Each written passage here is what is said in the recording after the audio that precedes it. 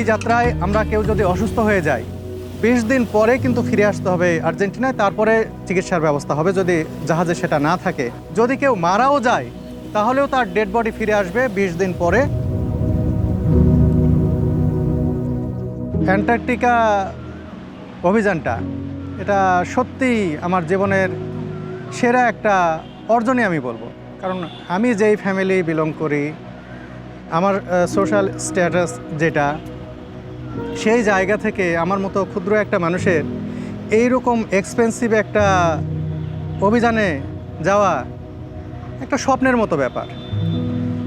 আমি যে এই সীমিত সামর্থ্য নিয়ে এইরকম একটা জায়গায় নিজে যেতে পেরেছি, নিজের চোখে দুনিয়ার এই অসাধারণ যে সৌন্দর্য দেখতে পেরেছি, যা অন্য কোথাও দেখা সম্ভব না। এই দৃশ্য দেখতে হলে অ্যান্টার্কটিকা দেখতে হলে অ্যান্টার্কটিকায় যেতে হবে।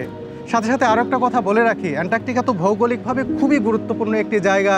সেখানে বিভিন্ন ধরনের তিমি রয়েছে, সিল রয়েছে, পেঙ্গুইন রয়েছে, অসাধারণ জীববৈচিত্র্যে যেরকম ভিন্নতা রয়েছে, সেখানকার আবহাওয়া এবং পারিপার্শ্বিক যে দৃশ্য, সেগুলো আমরা যে দুনিয়ায় বসবাস করি, দুনিয়া তো একটাই, কিন্তু ওইখানে গেলে মনে হয় এটা আসলে দুনিয়ার বাইরে চলে এসেছি, সেই রকম একটা জায়গা। তারপরও এই সফরে আমার সবচেয়ে আকর্ষণীয় জায়গা মনে হয়েছে সাউথ জর্জিয়া আইল্যান্ডকে, যেটা অ্যান্টার্কটিকা যাওয়ার সময় পরে আমরা যখন আর্জেন্টিনার উশুয়ায়া শহর থেকে রওনা দিই, আমরা প্রথম 2 দিন আটলান্টিকে ভেসে আমরা যাই হচ্ছে ফকল্যান্ড আইল্যান্ডে। ফকল্যান্ড আইল্যান্ডে আমরা 2 দিন থাকি, তারপরে আমরা যাই হচ্ছে সাউথ জর্জিয়ায়। সাউথ জর্জিয়া আমার কাছে মনে হয়েছে, আমার দেখা, অন্য যারা দেখছে তাদেরও মনে হবে এটা দুনিয়ার সবচেয়ে সুন্দর জায়গা। সাউথ জর্জিয়া আমার কাছে মনে হয়েছে এত সুন্দর সবুজ, আর এই বিভিন্ন দ্বীপগুলোতে লাখ লাখ পেঙ্গুইন।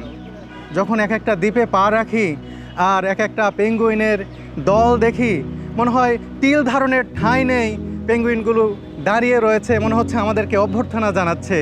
আমি যখন নিজে গিয়ে দাঁড়ালাম সাউথ জর্জিয়ার একটি দ্বীপে, আর আমার সামনে তখন লাখ লাখ কিং পেঙ্গুইন দাঁড়িয়ে রয়েছে, আমি মনে হচ্ছে যে আমি স্বপ্ন দেখছি, এটা বাস্তবে সম্ভব কিনা নিজের গায়ে চিমটি কেটে মনে হয় দেখি যে সত্যিই কি আমি দেখছি এই দৃশ্য।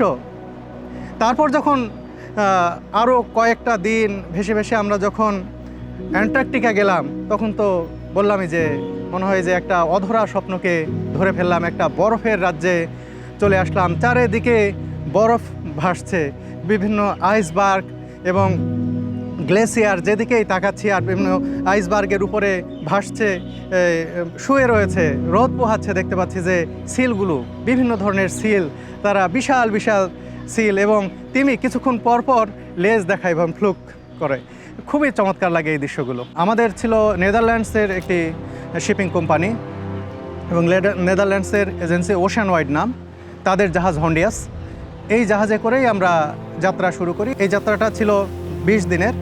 এর মধ্যে শুধু আমরা অ্যান্টার্কটিকা না, আমাদের এই ট্রিপের মধ্যে ছিল ফকল্যান্ড আইল্যান্ড। শুরুতেই আমাদেরকে বলা হয়েছিল যে এই যে যাত্রা শুরু হচ্ছে, এটা হচ্ছে 20 থেকে 21 দিনের একটা যাত্রা।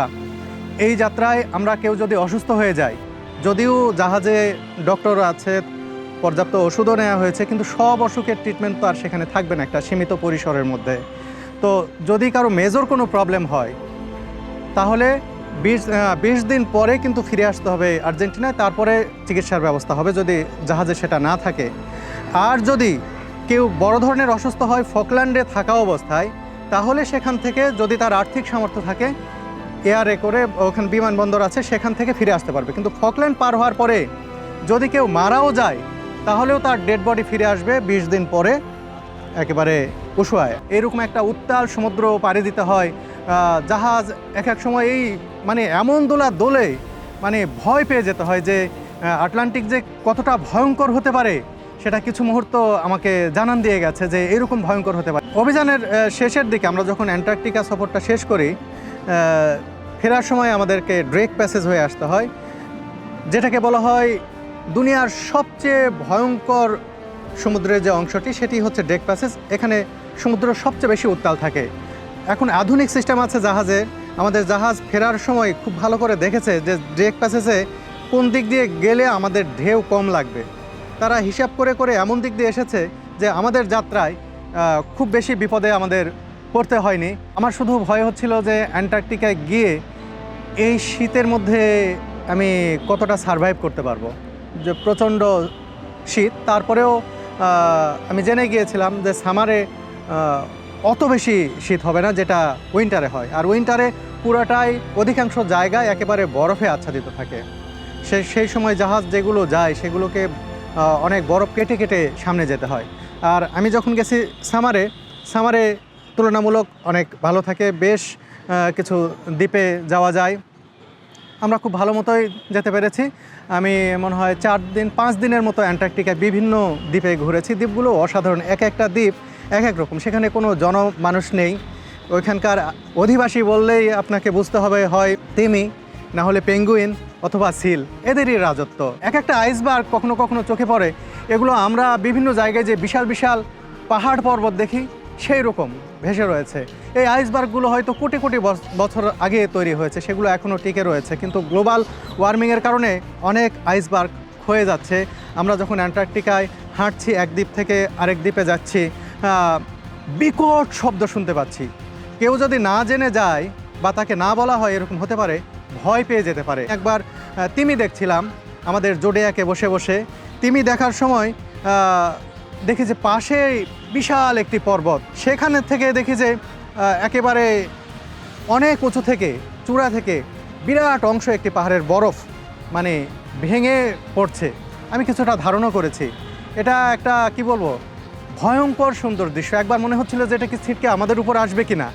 আর এখানে দেখলাম যে ছোট ছোট আইসবার্গ যেগুলো গলে গেছে, ভেসে রয়েছে, এর উপর সিলগুলো দেখি রোদ পোহায়, আবার পেঙ্গুইনগুলো রোদ থেকে দেখি সরে যায়। এই যে পানি, যে অ্যান্টার্কটিকা, পানিতে হাত দিলে মনে হয় হাত একেবারে বরফে জমে যাচ্ছে, কিন্তু পেঙ্গুইনগুলো অনবরত সাঁতার কাটছে, এর উপর ডুবছে, উঠছে।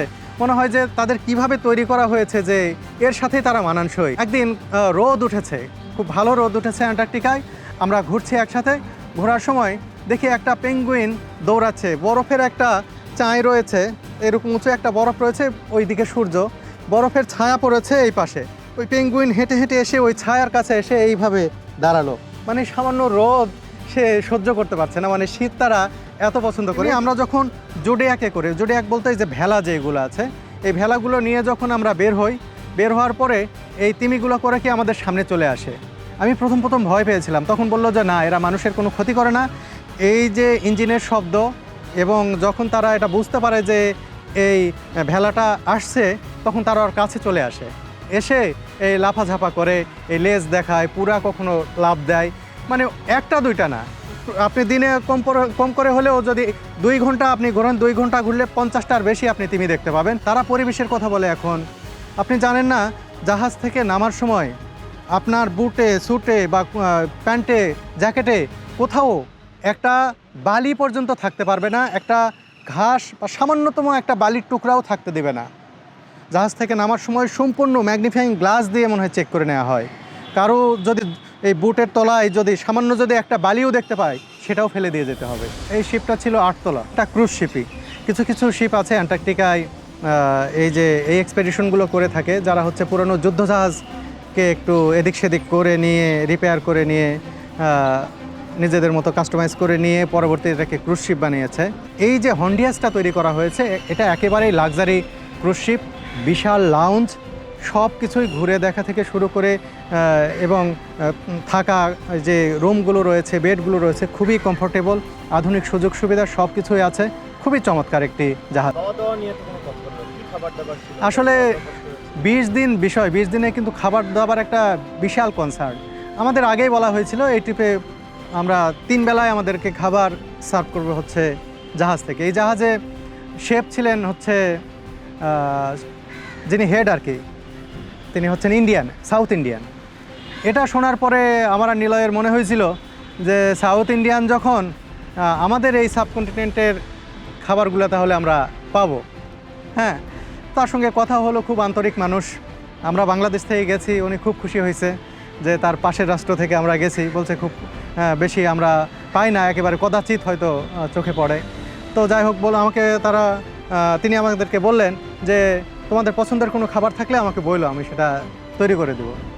যদিও আলাদা করে তৈরি করা খুব কঠিন, প্রতি বেলায় এত মানুষের খাবার রেডি করা, হ্যাঁ, এবং স্ন্যাক্স থাকে সকাল বিকাল বিভিন্ন সময়। এর এর পাশাপাশি আবার মেইন কোর্স, বিভিন্ন ধরনের দুপুরের খাবার, রাতের খাবার, এগুলো তো আছেই। তো খেতে গিয়ে যেটা দেখলাম যে অনেক খাবার, মানে প্রতিটা খাবারের সময় বুফে থাকে, যার যত খুশি নিয়ে খেতে পারবে, এবং অনেক এক্সপেন্সিভ খাবার দেয়া হয়, কিন্তু সব খাবার তো আমরা খেতে পারি না। আবার নিলয় যখন ওই দাদাকে যেয়ে বলতো যে দাদা একটু ডিম ভেজে দিতে হবে, ওই সাথে সাথেই আমাদেরকে ডিম ভেজে দিত, বা আমরা যেগুলো খেতে পারবো ওগুলো টুকটাক আমাদেরকে করে দিত। তারা একটা জিনিস মাথায় রাখে, যেহেতু দুনিয়ার বিভিন্ন দেশ থেকে পর্যটকরা আসেন, অভিযাত্রীরা এই জাহাজে থাকেন, সেই চিন্তা মাথায় রেখে কোনো নির্দিষ্ট আইটেমের খাবার তারা কখনোই দেয় না। কখনো তারা আমাদের ইন্ডিয়ান সাবকন্টিনেন্টের যে খাবারগুলো সেগুলো পরিবেশন করেন, কখনো তারা দেখেন যে ইউরোপিয়ান খাবার দিচ্ছেন, কখনো তারা মিডল ইস্টের খাবার দিচ্ছেন, যাতে সারা দুনিয়ার খাবারের একটা অভিজ্ঞতাও হয়ে যায়, যে সারা দুনিয়ার কোন অঞ্চলে কী খাবার খায়, এই জাহাজে ঘুরলে 20 দিনে সেই অভিজ্ঞতাটাও হয়ে যাবে। এটা খুবই এনজয় করেছি। সব সময় যে সব খাবার স্বাদ লাগবে তা নয়, কিন্তু বিভিন্ন দেশের বিভিন্ন ধরনের খাবার টেস্ট করার মধ্যে আলাদা একটা মজা রয়েছে। কোনো বিপদ বা ভয় যে এরকম কোনো কিছু কাজ করেছে কিনা? না, এরকম আমার একবারের জন্যও কাজ করে নাই। আমার শুধু ভয় হচ্ছিল যে অ্যান্টার্কটিকায় গিয়ে এই শীতের মধ্যে আমি কতটা সারভাইভ করতে পারবো, যে প্রচণ্ড শীত। তারপরেও আমি জেনে গিয়েছিলাম যে সামারে অত বেশি শীত হবে না যেটা উইন্টারে হয়, আর উইন্টারে পুরোটাই অধিকাংশ জায়গায় একেবারে বরফে আচ্ছাদিত থাকে। সেই সময় জাহাজ যেগুলো যায় সেগুলোকে অনেক বরফ কেটে কেটে সামনে যেতে হয়। আর আমি যখন গেছি সামারে তুলনামূলক অনেক ভালো থাকে, বেশ কিছু দ্বীপে যাওয়া যায়, আমরা খুব ভালো মতোই যেতে পেরেছি।